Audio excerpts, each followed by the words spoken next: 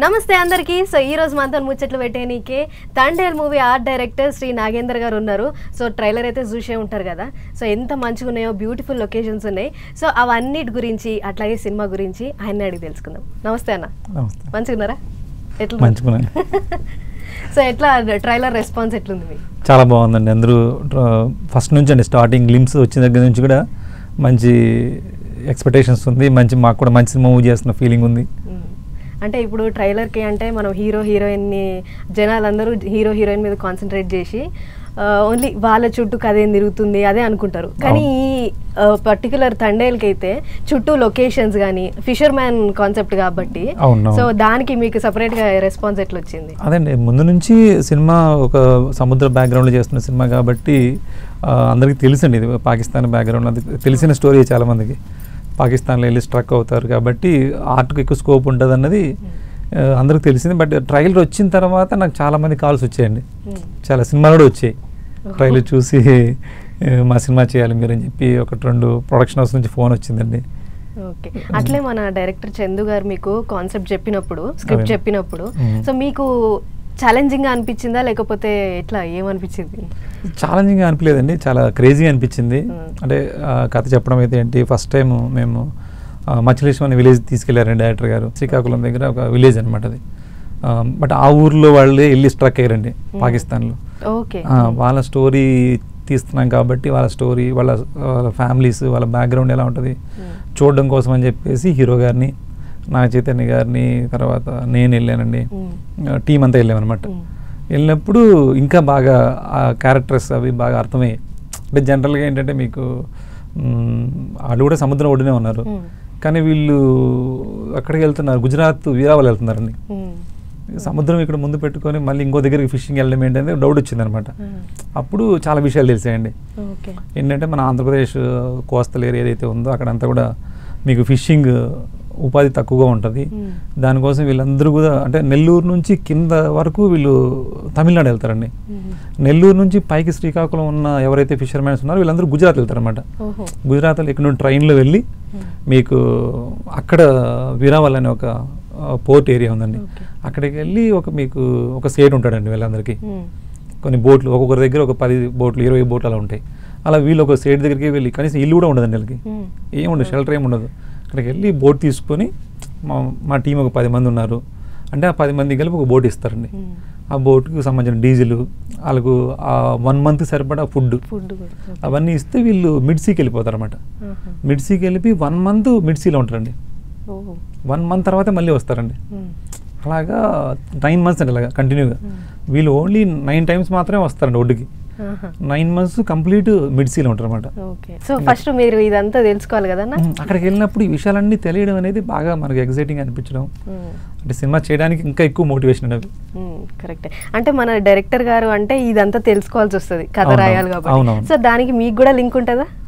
Director గారు అన్ని చేసిన తర్వాత వాళ్ళు ఏదైతే మెటీరియల్ ఉందో ఆ మెటీరియల్ని మనం ఇంప్రెస్ చేసి తర్వాత మనం ఏంటంటే విజువల్గా ఎలాగ దాన్ని తీసుకురావచ్చు, రియల్ లొకేషన్లో ఎంత షూట్ చేయొచ్చు, దానికి ఎలా సెట్ చేయాలి, మనం చెప్తున్నది ఒక లవ్ స్టోరీ, ఆ లవ్ స్టోరీకి ఏ విధంగా ప్రొడక్షన్ డిజైనింగ్ హెల్ప్ అవ్వాలి, స్టోరీ ఎలా చెప్పాలి మనం అనే దాని మీద స్టెప్ బై స్టెప్ డైరెక్టర్ డిఓపితో కూర్చొని వర్క్ చేయడం అనేది ప్రాసెస్. అది pre production work process. Okay, అంటే మీరు కూడా వెళ్ళి అక్కడ కొన్ని రోజులు ఉండడం జరుగుతుందా అన్న? వెళ్తామండి.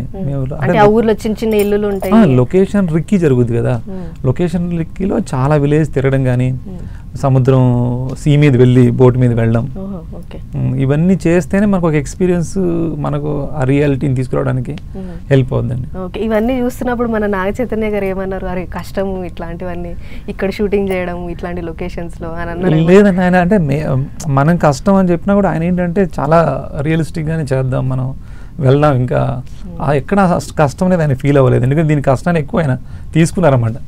ఇంకా మేమే ఇది అక్కడ చేద్దాం, లేదు రియల్ లొకేషన్ చేద్దాం, బోటు కొంచెం ఇబ్బందిగా ఉంటుంది, అంటే బోట్లో వెళ్ళినప్పుడు చాలా ఇబ్బందిగా ఉంటుందండి. అది మొత్తం మనకు అలవాటు లేకపోతే చాలా ఇన్సైడ్ చాలా ప్రాబ్లం వస్తుంది అనమాట. అది ఉన్నా కూడా ఆయన దాన్ని ఏమి లెక్క చేయలేదు అనమాట. ఎన్ని రోజులు మీరు సీలో చేస్తారో అలా చేయండి, మిగతా పాసిబుల్ కానిది ఏదైతే ఉందంటే యాక్షన్ పార్ట్ ఏదైతే ఉందో అది మొత్తం సెట్ చేసి మేము బ్లూ మ్యాట్లో చేసాం. అంటే ఇప్పుడు బోట్స్ అవన్నీ వేవ్స్ అవన్నీ నిజమేనా అన్న, లేకపోతే వాటర్ అంటే యాక్షన్ పార్ట్ వరకు సెట్ చేసామండి. ఓకే, అది నీళ్ళలో యాక్షన్ పార్ట్. ఎందుకంటే యాక్షన్ పార్ట్కి రోప్స్ కట్టాలి, ఇవన్నీ బోట్ మూమెంట్ అంతా ఉంటుంది కదా. మిగతా ట్రావెలింగ్ వాళ్ళు ఫిషింగ్ చేసినవన్నీ కూడా రియల్ సీ మీద చేసాం అనమాట. ఓకే, అంటే మరి హీరో కానీ హీరోయిన్ కానీ వాళ్ళు కూడా హోంవర్క్ చేయాల్సి ఉంటుంది అక్కడ వెళ్ళి? అంటే ఇందులో హీరో గారు ఎందుకు చేశారంటే హీరోయిన్ క్యారెక్టర్ సాయి పల్లవి గారికి ఇది ఆల్రెడీ ఇలాంటి క్యారెక్టర్లు ఆవిడ చాలా చేశారు కాబట్టి ఆ ఎక్స్పీరియన్స్ వెళ్ళాల్సిన అవసరం పడలేదు. కాకపోతే నాగ చైతన్య గారు ఏంటంటే తనకున్న బ్యాక్గ్రౌండ్ వేరు, ఇది బాగా ఫిషర్మెన్ వాళ్ళ లైఫ్ స్టైల్ ఎలా ఉంటుంది, ఆయన వచ్చారండి విలేజ్కి వచ్చి విలేజ్లో తిరగడం కానీ మేము మళ్ళీ అన్ని లొకేషన్స్లో ఆయన బిఫోర్ వచ్చేసేవాళ్ళు అనమాట. బిఫోర్ వచ్చి విలేజెస్ అవన్నీ కూడా ఇంటరాక్ట్ అయ్యి, అందుకని మేము ఏంటంటే ఇక్కడ శ్రీకాకుళంలో చేయకుండా కర్ణాటకలో చేసామండి. ఎందుకంటే ఇక్కడైతే కొంచెం క్రౌడ్ కూడా కొంచెం మనకు వర్క్ చేసుకోవడానికి కంఫర్ట్గా ఉండదు, గుర్తుపట్టేస్తారు కదా యాక్టర్స్ని. అక్కడైతే కొంచెం కంఫర్ట్గా ఉంటుందని అక్కడ చేసాం. ఓకే, సో ఇది అన్న ఫిషర్ మ్యాన్ బ్యాక్గ్రౌండ్ కాబట్టి మీరేమైనా పర్టికులర్గా ఫిషర్ మ్యాన్ గురించి పర్సనల్గా తెలుసుకున్నారా? అదే అండి, అంటే ఫిషర్ మ్యాన్ గురించి ఈ విషయాలే నాకు తెలిసాయండి. అంటే వాళ్ళు ఎందుకు అంటే పర్టికులర్ ఏరియా అంటే నేను ఇందులో ఈ క్యారెక్టర్స్ గురించి తెలుసుకున్నాను. నాకు అంటే జనరల్గా ఫిషర్ మ్యాన్స్ క్యారెక్టర్ కాకుండా ఈ క్యారెక్టర్స్ ఏంటంటే వీళ్ళు ఏంటంటే చెప్పాలంటే మన గల్ఫ్ వెళ్తాం చూడండి, కొంతమంది కువైట్ వెళ్తారు, వాళ్ళ లైఫ్ స్టైల్ వీళ్ళ లైఫ్ స్టైల్ ఈక్వల్గా ఉందండి. అంటే ఎక్కువ రోజులు వీళ్ళు ఫ్యామిలీకి దూరంగా ఉంటూ ఒక 9 months అక్కడ ఉండి అక్కడ వచ్చిన డబ్బులతో ఒక్కసారిగా వచ్చి ఒక ఇల్లు కట్టడం కానీ, వాళ్ళు కలర్స్ కానీ వాళ్ళు అన్నీ కొంచెం కాంట్రాస్ట్గా గల్ఫ్కి వెళ్ళిన వాళ్ళ మైండ్ సెట్ ఎలా ఉంది వీళ్ళు అలాగే ఉందండి, సిమిలర్గా అనిపించింది నాకు. అది నేను స్టడీ చేశాను అనమాట. ఓకే, అట్లే మీరు ప్రొడక్షన్ డిజైనింగ్ కూడా చేసిండ్రు. అవునండి. సో ఆర్ట్ డైరెక్టర్కి దీనికి ఏంటి అన్న డిఫరెన్స్? అంటే ఆర్ట్ డైరెక్షన్ అంటే ఇది వరకు ఏంటంటే డైరెక్టర్ చెప్పింది సెట్ వేయడం ఇలా ఉండేదండి. కాకపోతే ప్రొడక్షన్ డిజైన్ అంటే ఇంకొంచెం అంటే స్క్రిప్ట్ని మనం కూడా స్క్రిప్ట్లో ఇన్వాల్వ్ అయ్యి డైరెక్టర్తో ప్రతిదీ సీన్ బై సీన్ డిస్కస్ చేసి, అంటే ఆ సీన్ని ఎలివేట్ చేయడానికి ఎలాంటి బ్యాక్గ్రౌండ్ ఉంటే బాగుంటుంది, అంటే కలర్ ప్యాలెట్ కావచ్చండి, కాస్ట్యూమ్ డిజైన్స్ దగ్గర నుంచి ఈవెన్ మేకప్, స్కిన్ టోను, ఇవన్నీ ఇంక్లూడింగ్ అనమాట ప్రొడక్షన్ డిజైన్ అన్నట్టు. దీంట్లో అంటే డైరెక్టర్తోనూ డిఓపితో కూర్చొని డిస్కస్ చేసుకుంటూ ఇంప్లిమెంట్ చేసుకుంటే లేదు ప్రొడక్షన్ డిజైన్ అండి. ఓకే, సో అలాగే నాగ చైతన్య గారి స్కిన్ టోన్ కూడా కొంచెం అవును చేంజ్ అయినట్టు చేంజ్ అయిందండి. ఎందుకంటే ఆయన కంప్లీట్ మరి కంటిన్యూ 9 months మిడ్ సీలో ఉన్నారంటే ఆ స్కిన్ వేరేలా ఉంటుందండి, అంత ఫేర్గా ఉంటుంది కదా. దాని గురించి ఆయన బాగా కష్టపడ్డారు. అంటే మేకప్ వేసుకుంటే అది ఇమీడియట్లీ వెళ్ళిపోయేది అనమాట, ఎందుకంటే వాటర్లో కదా, సముద్రంలో వెళ్తున్నప్పుడు వాటర్ వచ్చి పడేది, మీకు ఆ మేకప్ త్వరగా వెళ్ళిపోయేది. అందుకని నేను కావాలని స్కిన్ ట్యాన్ చేసుకోవడానికి మ్యాక్సిమం ట్రై చేసి కొంత స్కిన్ ట్యాన్ చేసి కొంత మేకప్తో అలా వర్కౌట్ చేశాను. అక్కడ ఆబ్వియస్గా షూటింగ్లో లోకేష్ దగ్గర ఉంటే ఆబ్వియస్గా ట్యాన్ అయిపోతుంది. అయిపోతారు, కానీ మా వల్ల అయ్యేది కాదండి. మేము ఒక 2-3 minutes ఎండలో ఉండాలంటే చాలా కష్టంగా ఉండేది. కంప్లీట్ ఆయన గొడుగు లేకుండా మార్నింగ్ నుంచి ఈవినింగ్ వరకు సన్లైట్లో ఉండేవాడండి. అలాగే ఓకే, అట్లాగే ట్రైలర్లో చూస్తే అన్న నాగ చైతన్య గారు ఇట్లా సాయి పల్లవి గారిని లాక్కుంటూ వెళ్తున్నారు. సో అది ఎవరి ఐడియా అసలు? ఏదండి, ఫిష్ అండ్ మన ఫిష్ నెట్ యాక్చువల్లీ కోరియోగ్రాఫ్ చేశారండి. కాకపోతే సాయి పల్లవి గారు కొంచెం అంటే నేనంటే ఇంకా డ్యాన్స్ అనేదే ఉంటుంది, నేను డ్యాన్స్ కోసమే అన్నట్టు ఉంటుంది, అలా కాకోకుండా కొంచెం ప్రాప్స్తో ఏమైనా వాడదామని చెప్పి ఆవిడ ఆ నెట్ ఐడియా ఆవిడ ఇంప్లిమెంట్ చేశారనమాట కోరియోగ్రఫీ టైంలో.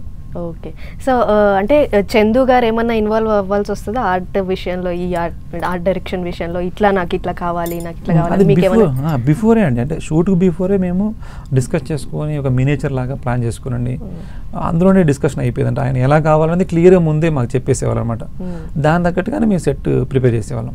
ఓకే, సో అట్లాగే సాయి పల్లవి గారు ఇంతకుముందు సినిమాల్లో ఊర్లలో చాలా చేసిండ్రు షూటింగ్స్. సో ఈ సినిమాలో కూడా మీతో ఏమన్నా అన్నారా? అంటే ఎట్లా కన్వర్జేషన్స్ ఎట్లా జరిగేవి సాయి పల్లవి గారితో? అంటే నేను ఆల్రెడీ విరాటపురం మూవీ చేశానండి సాయి పల్లవి గారితో, తెలుసు తను ఎలా ఉంటుంది వర్క్ అనేది తెలుసు. బట్ ఈ మూవీలో ఒక మేము సెట్ వేసాం అనమాట. ఆ సెట్ చూసి ఆవిడ ఇది చాలా రియల్గా ఉంది అనుకున్నా అన్నట్టు ఫీల్ అయింది. ఇది సెట్ చేశారు అనుకోలేదన్నమాట, చాలా ఎగ్జైట్ అయ్యారన్నమాట. నేను ఇది సెట్ అనుకోలేదు, రియల్ స్టోన్ అనుకున్నాను, చాలా డీటెయిలింగ్గా ఉందని చాలా ఎగ్జైట్ అయ్యారు, చాలా హ్యాపీ అనిపించింది. ఓకే, సో అలాగే చైతన్య గారు ఏమన్నా మీకు మంచి కాంప్లిమెంట్స్ ఇచ్చినవి ఉన్నాయన్న? చైతన్య గారు కూడా అండి ఎవ్రీడే అంటే మాకు ఏంటంటే డే 1 నుంచి చైతన్య గారితో ట్రావెల్ అవుతూనే ఉన్నామండి.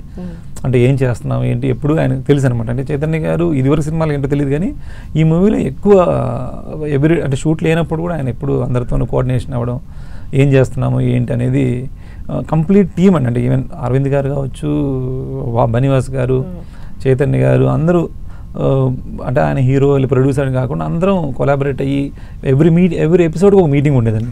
ఒక ఎపిసోడ్ చేస్తున్నట్టు ఒక మీటింగ్ ఉంటుంది అనమాట. ఆ మీటింగ్లో ఏం జరుగుతుంది ఏంటి మొత్తం అంతా ఎక్స్ప్లెనేషన్ అనమాట.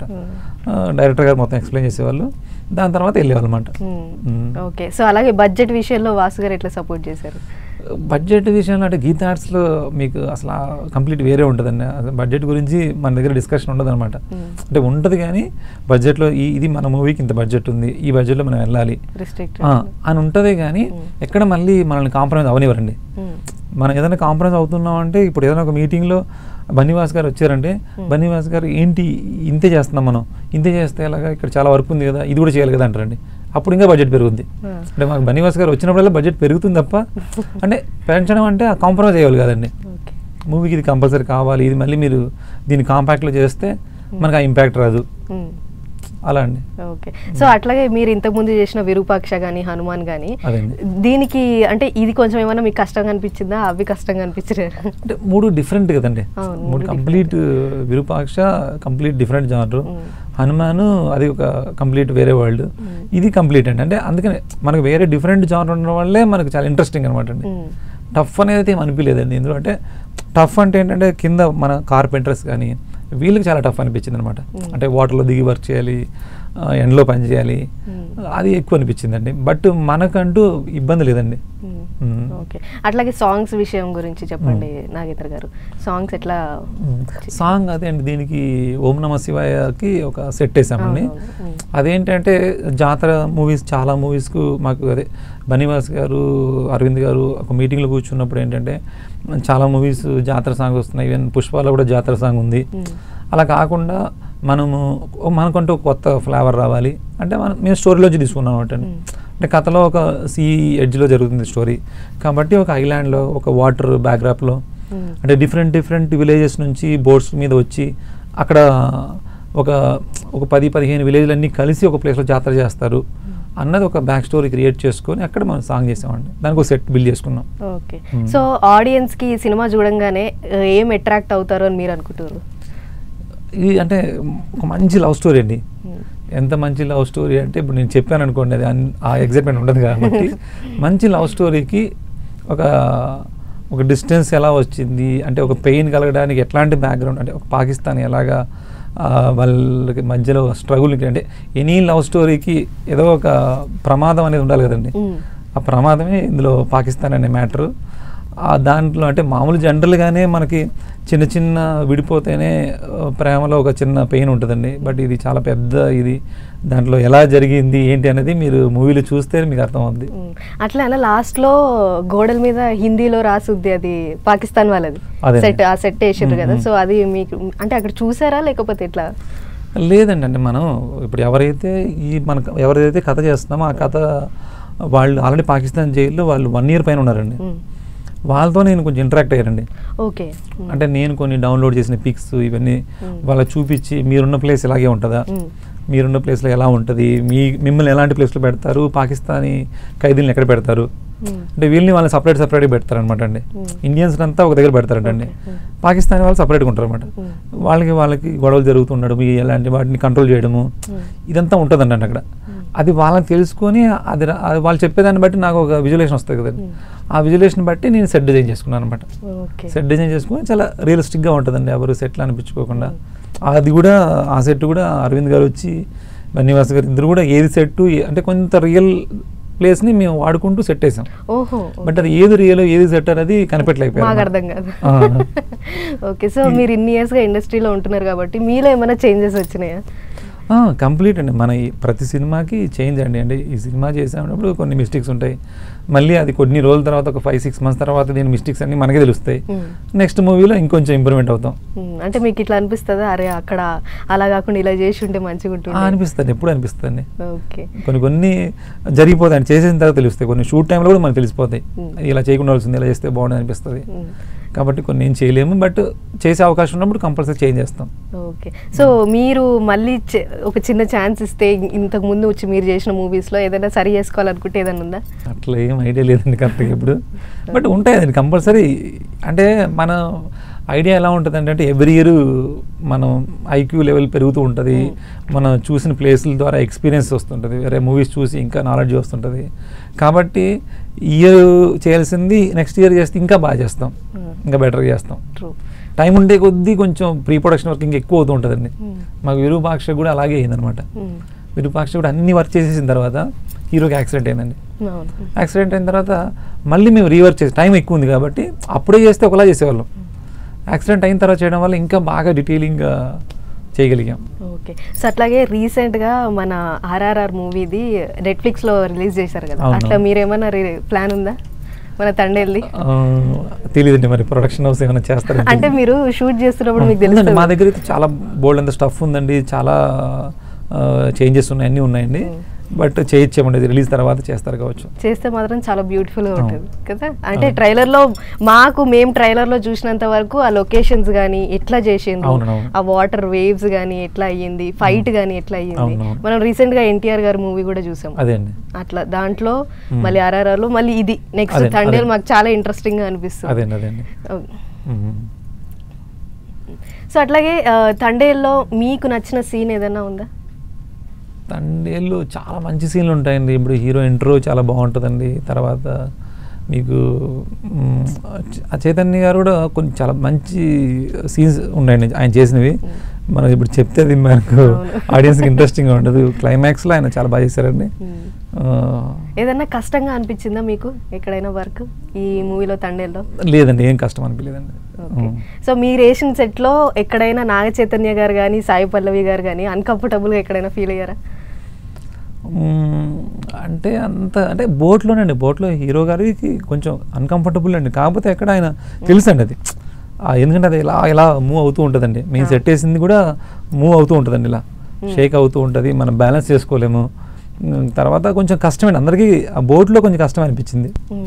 కానీ ఆయన ఏమి తెలిసి చేస్తున్నారు కాబట్టి ఆయన ఇబ్బంది పడలేదు. ఓకే. సో అలాగే నాగలమ్మ జాతర సీన్ ఉంది కదా, సో అది ఎలా ప్లాన్ చేసిండ్రు? అదే అండి, ఇందాక చెప్పాను కదా, ఓ నమ శివాయ సాంగ్, అదే అండి యాక్చువల్గా. అక్కడ ఏంటంటే ఒరిజినల్లో రాజులమ్మ జాతర అని చేస్తారండి. అది మేము ఇక్కడ శివుడి సాంగ్తో చేసామండి. అంటే అక్కడికి వెళ్ళి తెలుసుకున్నారా ఆ జాతర? అంటే ఇందులో కార్తీక్ తేడా అని రైటర్ ఉన్నట్టు, అతను యాక్చువల్గా ఈ కథ రాసింది అతనే అండి. అతను అదే విలేజ్ అండి. అతను కంప్లీట్ ఈ మూవీకి సంబంధించిన ఏమేమి ఉంటాయో, అంటే వాళ్ళు పాకిస్తాన్కి వీళ్ళు రాసుకున్న ఉత్తరాలు కావచ్చు, వాళ్ళ కమ్యూనికేషన్స్ అక్కడ ఏమేమి మొత్తం అన్నీ ఇచ్చాడండి మెటీరియల్. బోట్స్ వీళ్ళు పట్టుకున్న బోట్ కూడా ఎలా ఉంటుంది, పాకిస్తానీ బోట్లు ఎలా ఉంటాయి, ఇవన్నీ కూడా ఆయన కలెక్ట్ చేసి ఇచ్చాయండి. అది బాగా ప్లస్ అయింది. చాలా పెద్ద పర్సన్ కదన్నా ఇదంతా, చాలా పెద్ద పర్సన్. అవును. అంటే ఇప్పుడు మీరు ఇది మీ వర్క్ చేస్తూ కూడా వేరే సినిమాలు మీకు ఏదైనా నచ్చినవి అట్లా కనిపిస్తూ ఉంటాయా? అంటే ఇది వరకు ఉన్న సినిమాలు అండి, ఇప్పుడు మనకి ఈ తండేలు కాకుండా వేరే సినిమాలు రిలీజ్ అవుతూ ఉంటాయి, మీరు చూస్తూ ఉంటారా? ఆ వర్క్ మీకు ఏదైనా నచ్చిన వర్క్ ఉందా, ఏదైనా సినిమా? ఉంటుంది, చాలా సినిమాలు. రీసెంట్గా మీకు నచ్చిన మూవీ, అరే ఈ వర్క్ చాలా బాగుంది, ఆర్ట్ డైరెక్షన్ చాలా బాగుంది అని మీ కంట్లో పడ్డ మూవీ? RRR అండి. RRR చాలా బాగుంటుందండి. RRR. ఓకే. ఓకే. సో అట్లాగే మీ కెరీర్లో మీకు ఈ తండేలు కాకుండా ఇంకేదన్నా మూవీ చాలా ఛాలెంజింగ్గా అనిపించిందా? హనుమాన్ కానీ విరూపాక్ష కానీ? లేదండి, అన్నీ హ్యాపీ అండి, అన్నీ ఈజీగా అనిపించే. ఏదైనా కష్టం అనిపించిందంటే అది ఫెయిల్యూర్ సినిమా ఉంటుందండి. ఎందుకంటే సక్సెస్ మూవీ ఒక మంచి స్క్రిప్ట్కి మనకు చాలా ఈజీగా ఉంటుందండి. స్క్రిప్ట్ ఏదన్నా కరెక్ట్గా లేదన్నప్పుడు అది మన వర్క్ దానికి ఫిట్ అవ్వకపోవడం, సీన్ సరిగ్గా లేనప్పుడు మన వర్క్ కూడా ఫిట్ అవుతూ ఉంటుంది, అన్ని కన్ఫ్యూజన్ ఉంటుంది.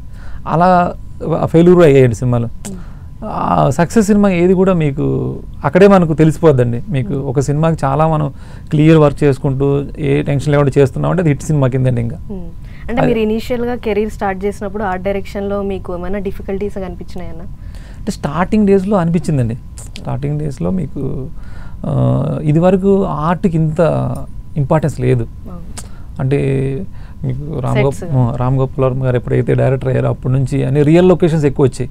న్యాచురల్గా షూట్ చేయడము, అంటే ఆర్ట్ డైరెక్టర్ అవసరం లేదని చెప్పడము. రియల్ లొకేషన్ కాబట్టి ఆర్ట్ డైరెక్టర్ ఎవరైనా పర్లేదండి, అప్పుడు ఆర్ట్ డైరెక్టర్కి ఇంపార్టెన్స్ ఇచ్చేవాళ్ళు కాదు. మనలో స్కిల్ ఉన్నా కూడా నేను బాగా చేస్తానంటే కూడా అవసరం లేదు, మాకు నీ వర్క్ మాకు ఇది చాలు, ఇలాగే చాలు, ఇలాగే ఉండేదండి. అప్పుడు కొంచెం బాధ అనిపించేది, అంటే ఇంపార్టెన్స్ ఇవ్వట్లేదు ఆర్ట్ డైరెక్టర్కి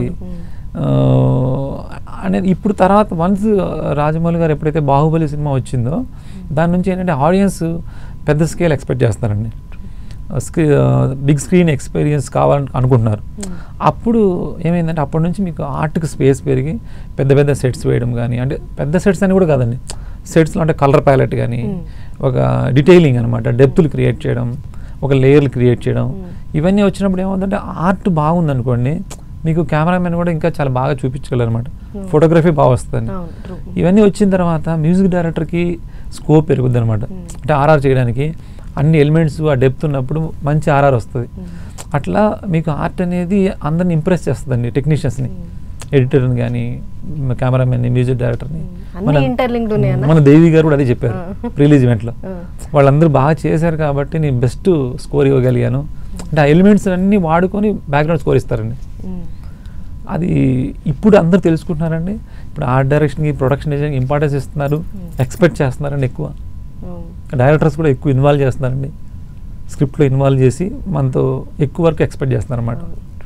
అయితే అన్న ఆర్ట్ డైరెక్షన్ అంటే మేమేమనుకుంటామంటే ఈ సెట్స్ ఇవన్నీ అనుకుంటాం, కానీ సినిమా ఆ టైటిల్ కూడా మీరు తండేల్కి చూసుకుంటే వెనకాల బోర్డ్ది స్టీరింగ్ అది కూడా మీరే డిజైన్ చేస్తారా? లేదండి, అది ఆల్రెడీ మేము గ్లింప్స్ చేసేటప్పుడు డిస్కషన్లో వచ్చిందనమాట. ఇలాగా ఒక డైరెక్టర్ చెప్పారు, యాంకర్ ఇలా వచ్చి పడుతుంది, యాంకర్ మీద నాకు లోగో కావాలన్నప్పుడు అప్పుడు నేను విఎఫ్ఎక్స్ వాళ్ళకి చెప్పానండి, యాంకర్తో పాటు ఇలా రోప్స్ ఇవన్నీ మనం రొటేట్ చేద్దాము, దాని ఒక సింబల్ లాగా, బ్రాండ్ లాగా చేద్దాము. అంటే తండేలు అనగానే ఒక పెద్ద ఒక వెయిట్ ఉన్న క్యారెక్టర్ కదండి, అంటే చాలామందిని సేవ్ చేసేవాడు, అందరికీ అడ్డంగా నిలబడేవాడు అండి. అంటే జనరల్గా ఏంటంటే వీళ్ళకి ఈ ట్రూప్ ఏదైతే ఉందో, ఒక బోట్లో వెళ్ళే ట్రూప్ ఎవరైతే వాళ్ళందరికీ క్యాప్టెనే, మనకు షిప్ క్యాప్టెన్ ఎలా అంటారో ఈ ఫిషింగ్ చేసే బోట్లో వీళ్ళని తండేలు అంటారండి. అంటే దానికి ఒక స్ట్రాంగ్నెస్ ఉంది కదా, ఆ స్ట్రాంగ్నెస్ ఆ లోగోలో రావాలి అనేది ఐడియా అండి. సో అట్లాగే ఇందాక మీరు ఆ టైటిల్ గురించి మాట్లాడుతున్నప్పుడు విరూపాక్షకు కూడా మీరే చేశారా? అంటే అన్ని ఒక స్టైల్లో ఉంటాయి లోగో? లేదండి, నేనే చేయలేదు. అంటే పబ్లిసిటీ డిజైనర్, డైరెక్టర్ చెప్పిన ఐడియాని బట్టి పబ్లిసిటీ డిజైనర్ అందరి ఐడియాస్ ఉంటాయండి. అంటే 2-3 లోగోస్ చేసిన తర్వాత దాన్ని డైరెక్టర్, ప్రొడ్యూసర్ అందరూ కూడా ఫైనల్ చేయడం ఉంటుంది. సో అట్లాగే ఆడియన్స్ ఈ సినిమా చూసినప్పుడు ఏం అట్రాక్ట్ అవుతారు, ఎందుకు చూడాలి, ఒక్కసారి మీ మాటల్లో చెప్పండి. అదే ఒక మంచి ప్రేమ కథ అండి ఇది. అంటే మీకు స్ట్రగుల్స్తో ఉన్న, అంటే నిజమైన స్వచ్ఛమైన ప్రేమ ఎలా ఉంటుంది, స్వచ్ఛమైన ప్రేమ స్ట్రగుల్ ఫేస్ చేస్తే అది ఎలా, మీకు స్ట్రగుల్ ఫేస్ చేసి దాన్ని ఎలా ఓవర్కమ్ చేస్తుంది దగ్గర చేయడానికి, అంటే నేను చెప్తే అది ఉండదు కదండి. సో కంప్లీట్ గా మంచి లవ్ స్టోరీ అండి. అందరూ ఫ్యామిలీ అందరూ చూసే ఒక స్వచ్ఛమైన ప్రేమ అనుకోండి అంతే. ఓన్లీ లవర్స్కే కాదండి, లవర్స్కే కాదండి, అలా ఏం కాదు, ఎవరైనా కనెక్ట్ అవుతారమండి. మనం అంత ఎమోషన్ ఉంటుంది, డ్రామా ఉంటుంది. లైట్ హౌస్ కూడా ఒక క్యారెక్టర్ అండి ఇందులో. అంటే మీకు దాని కూడా సెట్ బిల్డ్ చేసాము, దానికి ఓ ఇంపార్టెన్స్ ఉంటుంది అంటారు సినిమాలో, చాలా ఇంపార్టెన్స్ ఉంటుంది. అదే అంటే మీకు మన గమ్యాన్ని చూపించేదే లైట్ హౌస్ అండి. ఎక్కడెక్కడ నుంచి షిప్స్ వస్తుంటాయండి, దానికి ఒక దారి చూపించేది లైట్ హౌస్ అండి. అలాగే వీళ్ళ ప్రేమకు కూడా అది ఒక దారి చూపించేది అనమాట అండి. ఓకే, అంటే ఆ లైట్ హౌస్ ఈ ప్రేమ లవ్ స్టోరీ కోసం క్రియేట్ చేసిరా లేకపోతే నిజంగా అక్కడ సెట్ చేసాం మేము? ఓకే, సో లవ్ స్టోరీ అక్కడే స్టార్ట్ అవుతుంది, అక్కడే ఎండ్ అవుతుంది మళ్ళీ. ఇది చెప్పేసారు మాకు. ఓకే, అదొక సింబల్ అండి, ప్రేమకు ఒక సింబల్ అనమాట. నాగ చైతన్య గారు, సాయి పల్లవి గారు అక్కడే లవ్ చేసుకుంటారని మీరు మాకు చెప్పేసారు. అక్కడ లవ్ చేసుకుంటారండి కదండి, అంటే అక్కడ వాళ్ళకు బాండింగ్ ఉంటుంది ఆ ప్లేస్కి వాళ్ళకి. అంటే అది ఒక సింబల్ అనమాట.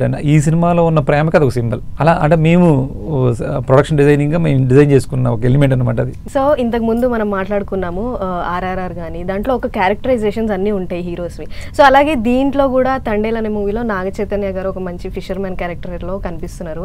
సో అట్లనే నాగ చైతన్య గారు ఈ సినిమా ద్వారా పాన్ ఇండియా స్టార్ అవుతారని అనుకుంటారా మీరు?